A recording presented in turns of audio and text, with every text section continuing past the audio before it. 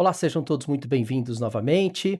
A gente trouxe na primeira aula, na primeira parte desta aula, se você não assistiu, acompanhe aí no YouTube, é importante porque a gente está falando sobre a transformação no mundo, trazendo aí as tecnologias emergentes, e é muito importante, antes da gente avançar para a inteligência artificial, o uso de ferramentas, etc., é importante entender uma questão que está muito em discussão hoje no mundo, que é a ética das máquinas. Eu trouxe um breve resumo ali, uma breve discussão sobre ética no final do primeiro vídeo, mas agora a gente então entra de uma maneira um pouco mais profunda em cima desse tema, ok? Então vamos lá. Quando a gente está falando aí de ética, né, a primeira questão que a gente deve abordar é se existe efetivamente uma ética das máquinas, né? Se a gente está falando aí sobre a possibilidade da inteligência artificial ser imputada por alguma coisa que ela tenha feito que prejudica o humano ou prejudica as relações de trabalho, ou cria qualquer tipo de problema social, né, qualquer crime que ela possa, cometer.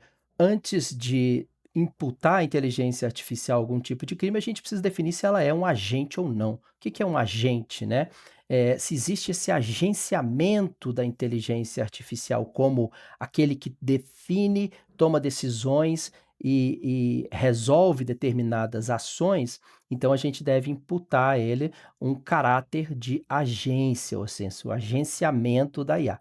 Isso é uma discussão longa, né, mas já está em voga, tem vários, pesquisadores e instituições globais aí que estão, definindo isso. A ética nasce da bioética, né, a ética das máquinas, e dali a gente consegue tirar algumas coisas bem interessantes sobre essa evolução aí na ética das máquinas. Mas antes disso, vamos falar um pouco sobre os problemas da IA, né? O que que a IA, efetivamente tem, gerado aí de discussões, e que são os problemas que ninguém te conta, porque você está utilizando a inteligência artificial, mas você também está disponibilizando a sua imagem, o seu áudio, né, a sua voz, os seus vídeos, os seus textos. Claro que isso para gerar respostas melhores para você, mas também para criar um grande banco de dados de informações a seu respeito. Não sei se vocês estão percebendo, mas hoje para entrar na maioria dos prédios comerciais, eles estão pedindo reconhecimento facial, né.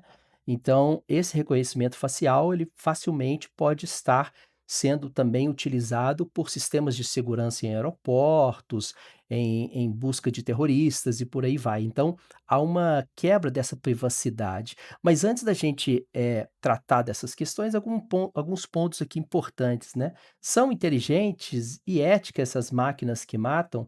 Então, quando a gente fala de agenciamento, a gente está dizendo o seguinte: ela é responsável por aquilo que ela fez, por aquele ato que ela assumiu, por aquele crime, por exemplo, que ela realizou? Quem é o responsável por isso? Existe inclusive, nós vamos trazer aqui nessa aula de hoje, uma discussão chamada Moral Machine, né, onde que um carro autônomo, um carro que dirige sozinho, ele teria que tomar decisões em milésimos de segundo em relação a bater o carro em um muro ou matar uma pessoa que está atravessando, por exemplo, na faixa ou fora da faixa, com sinal aberto ou sinal fechado, que são questões que, até para nós humanos é complicado a gente dizer que tomamos a decisão certa, uma vez que ela acontece por um impulso, por um senso de, sobrevivência, por uma série de questões, né, que a gente, aprendeu ao longo da nossa vida, pelo nosso senso ético. Mas será que as máquinas são capazes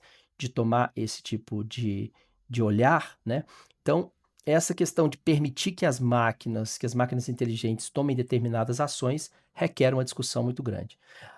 Outra questão importante quando a gente está falando de ética das máquinas é o viés, né, o viés do algoritmo, ou bias em inglês, que significa o quê? O modo que a inteligência artificial responde às nossas solicitações. Então esse aqui é o caso de um documentário da Netflix, que chama Coded Bias, onde uma pesquisadora do MIT, é uma mulher preta, ela não consegue acessar o apartamento dela, porque o reconhecimento de imagem do circuito interno não a reconhece a imagem dela.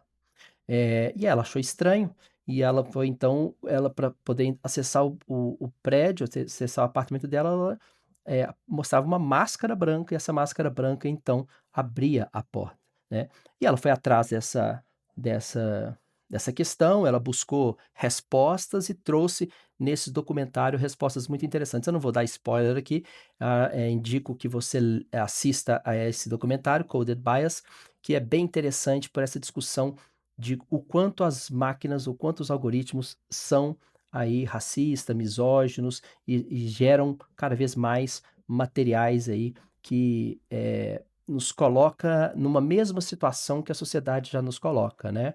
Ou seja, numa situação onde que a gente privilegia pessoas brancas, homens brancos, então quando a gente solicita uma imagem, eu vou trazer isso aqui também, muitas vezes ele coloca sempre uma imagem de uma pessoa branca.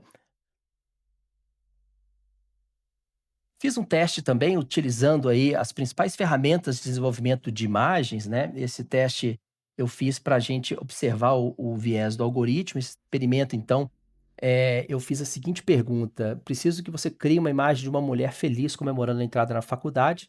Então observe que a inteligência artificial generativa entrega uma imagem de uma mulher, sim, mas uma mulher típica e uma mulher branca, né. Quando eu faço essa pergunta mudando o gênero, um homem feliz, também faz a mesma coisa, um homem branco típico. Eu pedi para que a imagem fosse um pouco mais, fosse uma imagem de um homem preto, e ele não entende, ou pelo menos coloca a mesma imagem com alguma diferença ali. Aí eu continuei fazendo as minhas, investigações aqui, pedi que o tom da pele deveria ser mais escuro, também fui ignorado, e depois então eu coloco que precisa ser um homem africano na imagem. Aí ele coloca um homem, preto, típico também, e uma mulher, quando eu peço para fazer a mesma coisa com uma mulher, africana, né, uma imagem de uma mulher africana. Eh, e aí ele, mais uma vez, coloca, isso a partir de um comando meu. Então, isso demonstra que no primeiro momento onde você solicita, eh né, a produção de uma imagem, ele vai sempre buscar na base de conhecimento dele o que é mais, o que ele mais aprendeu, né. Então ele aprendeu que esse tipo de imagem simboliza aquilo que eu estou pedindo, né, que é uma pessoa feliz. Depois disso, então, eu fui para, eu solicitei à máquina que fizesse uma outra imagem para mim, nesse caso colocando 4 pessoas todas comemorando. Então, mais uma vez, ele coloca pessoas, típicas, brancas, e não fez aquele histórico de olhar o que eu tinha solicitado e fazer uma inclusão mais diversa, né. E isso demonstra aí, então, esse viés do algoritmo. Quando eu fiz isso no Gemini e com essas 2 perguntas, né, criar uma imagem de uma pessoa comemorando, criar uma imagem de uma pessoa preta comemorando, ele então coloca um asiático quando eu não defino que é uma pessoa preta, e quando então eu coloco essa outra informação, sim, ele coloca uma imagem para mim, de acordo com o que eu pedi. Interessante que, depois você vai testando isso, o Copilot, quando eu pedi uma pessoa feliz, ele colocou então uma mulher preta, que é bem interessante porque, eu não precisei pedir para ele, mas isso não está resolvido, né, não é uma coisa então: "Ah, então tudo bem, agora é só pedir, ele vai fazer uma variação", né. Da mesma maneira que automaticamente ele gera uma imagem de uma pessoa branca, se a pessoa que está pedindo a imagem não quiser uma imagem de uma pessoa preta, ele vai pedir para o algoritmo novamente, voltar ou construir uma imagem de uma pessoa branca.